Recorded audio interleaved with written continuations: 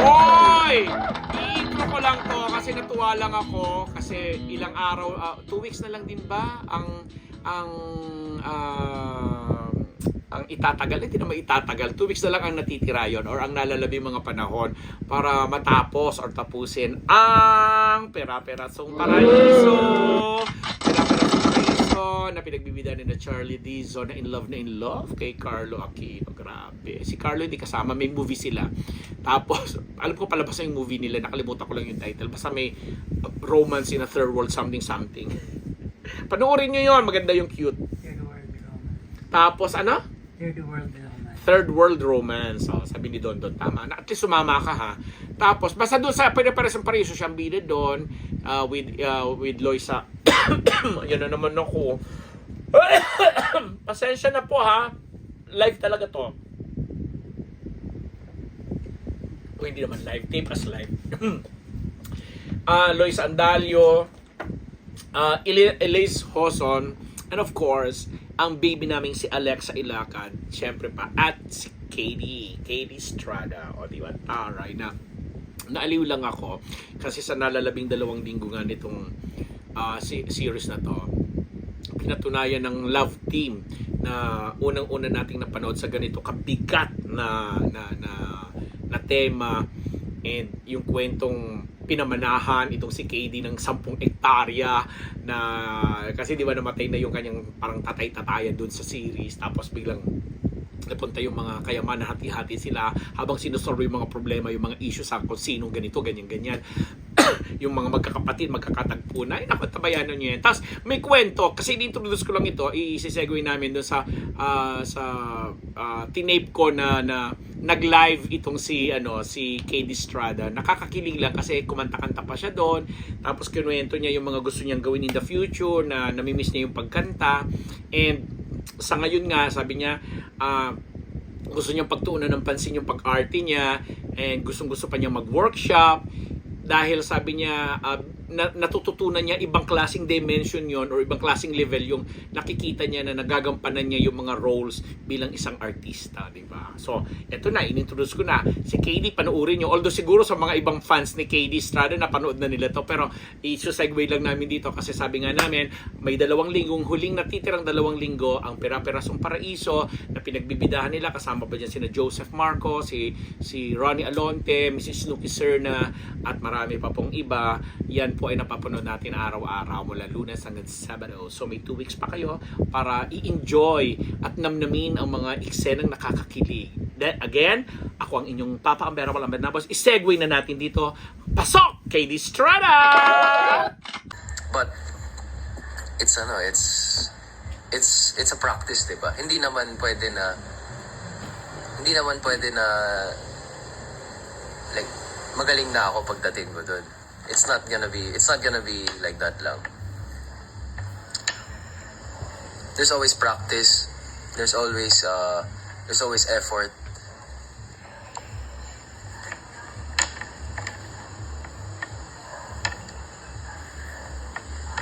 Yeah. So if you ever doubt yourself, I've been doing this for 4 years. And I do see some paano yung fight, bro? Simon, what's up, man? Ingat there sa Bangsamoro. So for me kasi it's a constant effort always in my acting projects to always speak in Tagalog or always practice my lines.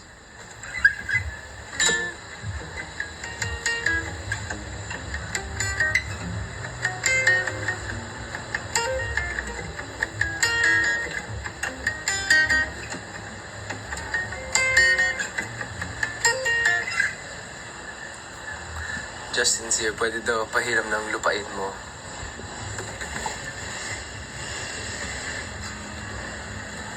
Tuloy ba yung Davao promo? Yes, tuloy na tuloy. Kadayawan Festival, Kapamilya Caravan. It's really hard. So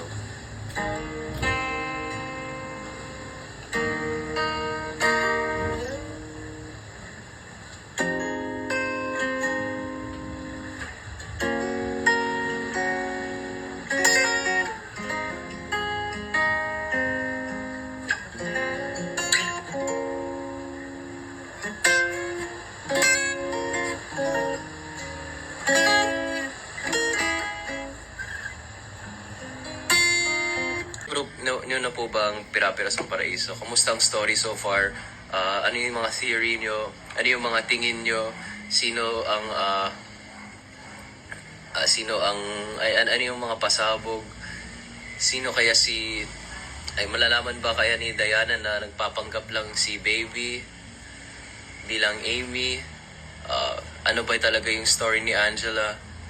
Why is she so determined? Si Kuya Vlad, si mom ko, Hacinda, nasusubaybayan. Nasusubaybayan. Yeah, it's true. I've been just going through the script over and over again, doing my lines ako. Tapos binibigkas. I always say that. Lagi ko siyang binibitaw alone. I just do it in front of the mirror. Tinitignan ko yung itsura ko. Kaabang-abang. Thank you. Konti lang mana niyo. I know. We only have 10 hectares of land, isang maliit na bahay sa Laguna, tapos gitara. Ito yun.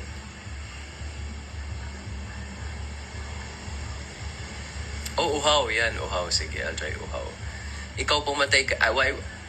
Ang bait-bait ni Elon. Wala siyang motivation para gawin yan kay Julius. Pero, sabi nga ni Elon, due to, it's a ruptured aneurysm. I don't want to, Si Elon kasi ay mabait lang. Ayaw niya ng away. He doesn't want to argue.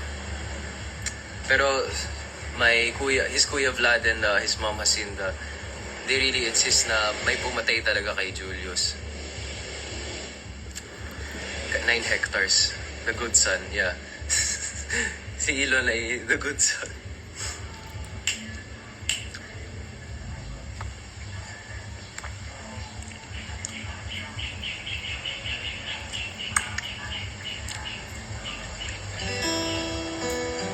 Pengi mana mo, Elon. 10 hectares lang eh. Papagawa ko ng farm. Di ba nakita sa CCTV niyo? I don't think we have a CCTV at our house.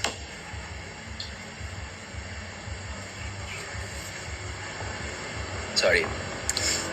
Happy birthday to whoever's birthday is it today. Malapit na pala mag-September.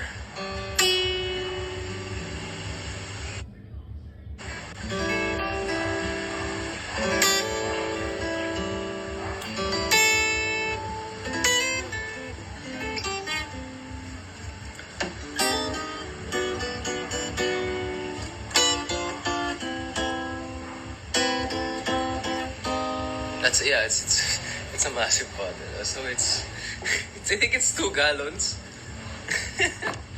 2 gallons. It's mine. Binili ko. I got it on sale. Parang yung original price nito was 2,000. I got it for half, for like 950 ata. Cute na what? I know, it's so big. Look, it's so big. Sige, uhaw. Let's play uhaw.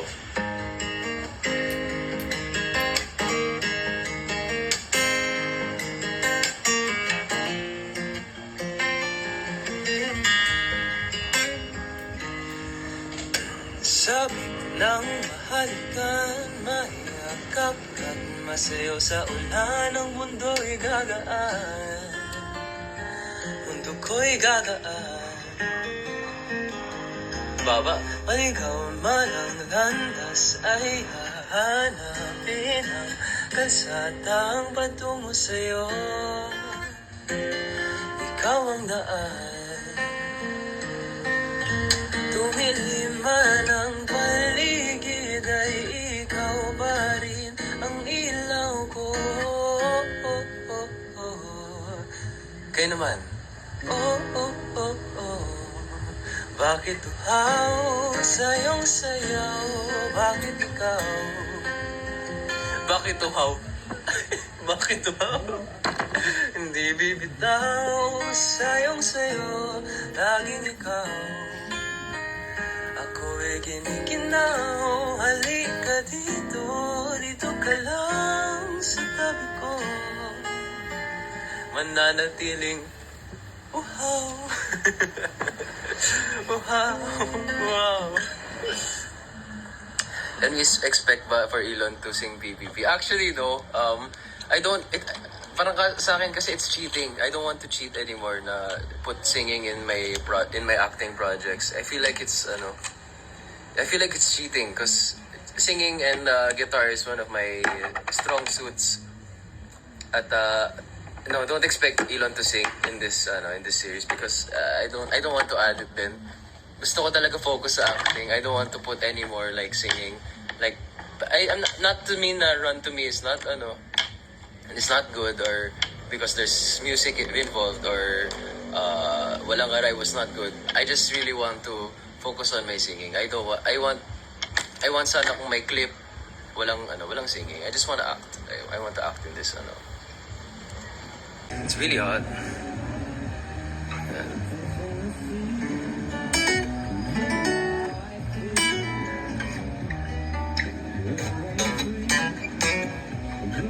Oh yeah, I have a new song. Oy, Kuya John, what's up?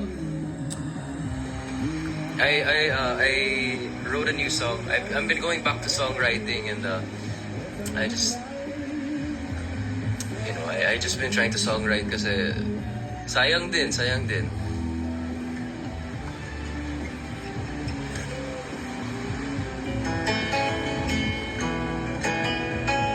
Yeah, I'm wearing a headband. My hair is so long. I'm still deciding if I should grow it or if I should not grow it. Depende din kung may susunod na project na kailangan long hair ka.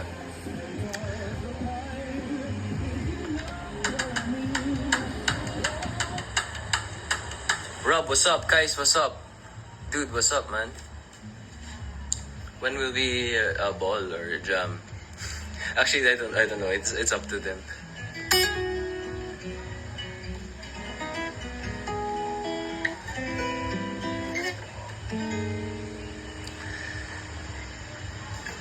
Can't take my eyes.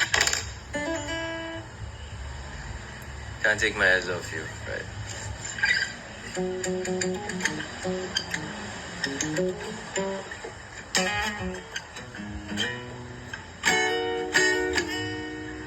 Right. You're just too good to be true. Can't take my eyes off you. You'd be like heaven to touch. I wanna hold you so much. At long last, love has arrived, and I thank God I'm alive. You're just too good to be true.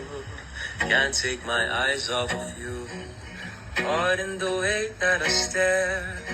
There's nothing else to compare. The sight of you leaves me weak. There are no words left to speak. But if you feel like I feel, please let me know that it's real. You're just too good to be true. Can't take my eyes off of you. Kung alam nito, sabay kayo. Parang live concert. I love you, baby. And if it's quite alright, I need you, baby. To warm a lonely night. I love you, baby. Trust in me when I say,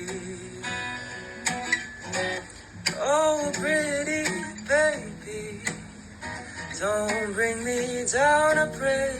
Oh, pretty baby, now that I've found you, stay. Let me love you, baby.